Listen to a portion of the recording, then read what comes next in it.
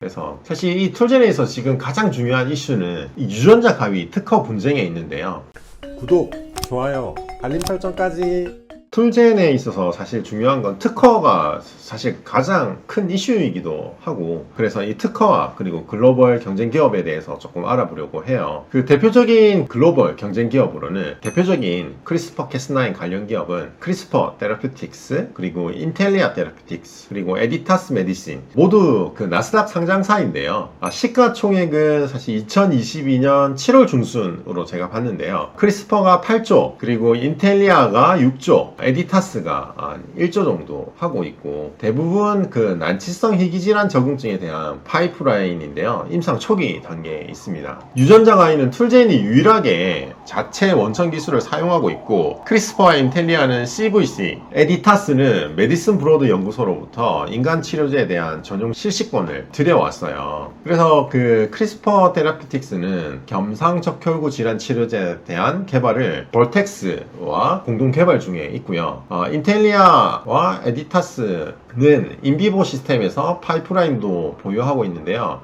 인텔리아는 트란스시레틴 유전성 아밀로이드증에 대한 치료제를 리네제론과 공동 개발하고 있습니다. 노바티스와 낫 적혈구병에 대한 임상도 진행 중에 있고요. 그리고 그 에디타스는 레베르 선천성 흑암시 질환 어셔 증후군에 대한 치료제를 개발 중에 있습니다. 사실 이게 그 희귀질환이라다 보니까 사실 질환들도 굉장히 이름이 어려운 것 같아요. 그래서 사실 이 툴젠에서 지금 가장 중요한 이슈는 이 유전자 가위 특허 분쟁에 있는데요. 좀 리스크 사항과 특이 사항을 조금 정리해 보려고 합니다. 이 표를 조금 보시면서 툴젠은 미국에서 브로드 연구소 그리고 UC 버클리와 각각 특허 소송을 진행하고 있습니다. 미국에서는 개정 특허법에 따라서 2013년 3월 16일까지는 선 발명주의, 이후부터는 출원 우선주의가 적용되는데요. PTAB에서 심사하는 저촉 심사의 쟁점은 진핵세포에 적용되는 크리스퍼 캐스9 시스템이 누가 먼저 발명했느냐인데, 툴젠은 시니어 파티 지위를 확보하면서 유리한 위치를 차지하고 있습니다. 발명일이 출원일로부터 앞서 있는 당사자에게 시니어 파티, 늦은 당사자에게 주니어 파티 지위를 부여하는데요. 주니어 파티가 자신의 발명일이 시니어 파티보다 빠르다는 걸 입증할 책임이 있고, 통계적으로 시니어 파티가 발명자로 인정될 확률이 75% 이상 더 높다고 해요. 하지만 질 확률도 배제할 수는 없죠. 사실 만약에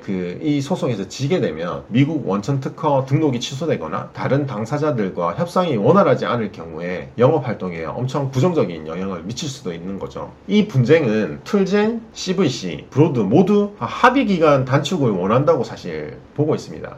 툴젠이 유리하긴 하지만 소송을 끝까지 끌고 가봐야 수백억의 법무 비용을 로펌에 다 제공하는 거잖아요. 그래서 아마 모두가 예상하기로 특허권 합의를 통해서 빨리 이 특허 문제를 아마 해결하려고 할 거라 생각하고 있고, 툴젠도 사실 내심이 아니라 드러내놓고 그걸 빨리 바라는 것 같아요. 그래서 아마 툴젠의 관계자들이 얘기하시기에는 빨리 합의가 될 거라고 하는데, 사실 이거는 나중에 결과를 보는 게 굉장히 중요할 것 같아요. 사실 그 창업주 김진수 박사님께서 지금 형사 3심이 남은 상태인데요. 툴젠을 창업하시고 서울대 교수로 재직하시는 동안 이 유전자 가위 관련 특허 기술 3건이 그 툴젠으로 넘어갔다. 그리고 뭐 사기, 업무 배임 혐의 뭐 이런 것들로 1심에서 무죄 나왔었는데, 사실 2심에서는 조금 뒤집히고, 그래서 아마 3심까지 봐야 되는데요.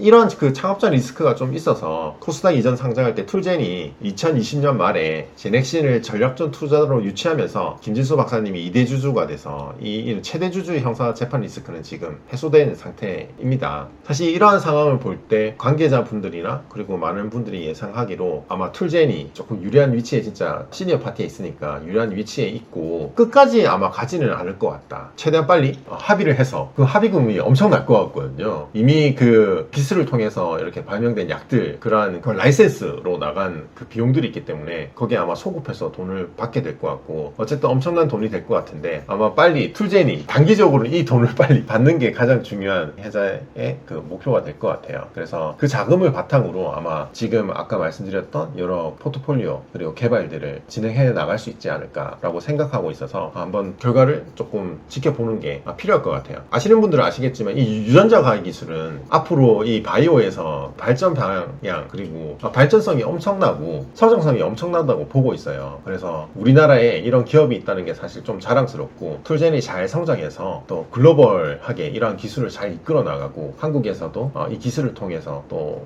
많은 그 어려운 환자들이 또 도움을 얻는 그런 좋은 일들이 있었으면 좋겠습니다. 저는 개인적으로는 툴젠은 앞으로 계속 장기적으로 보면 굉장히 잘 될 가능성이 큰 회사가 아닌가라고 보고 있는데요. 여러분들 지금부터 한번 관심을 가지고 한번 지켜보시면 좋을 것 같습니다. 툴젠 유전자 가위를 통해서 그러면 애를 낳을 때 자신이 원하는 맞춤형으로 아이를 낳을 수 있는 건가요? 이론적으로는 그렇게 가능하고 아마 그런 연구들도 아마 진행되고 있는 걸로 알고 있어요. 실제로 유전자 가위가 유명해진 게 이걸 통해서 유전병을 없앴던 경우들이 있어서 그런 거거든요. 근데 사실 이게 굉장히 그 생명 윤리와 이렇게 연구 윤리와 이렇게 맞닿아 있어서 사실 정부 각 나라마다 연구를 할 수 있고 할 수 있는 게 다 다르다고 해요. 그래서 우리나라는 또 유난히 또 좀 제한적인 부분에서만 연구를 허용하고 있다고 합니다. 그래서 아마 어쨌든 이 유전자 가위 기술의 가능성은 사실 무궁무진한 거죠. 지금 얘기했던 그런 예들도 있고 뭐 종자에서나 그리고 사람에게서 지금까지 뭐 겪어왔던 유전병들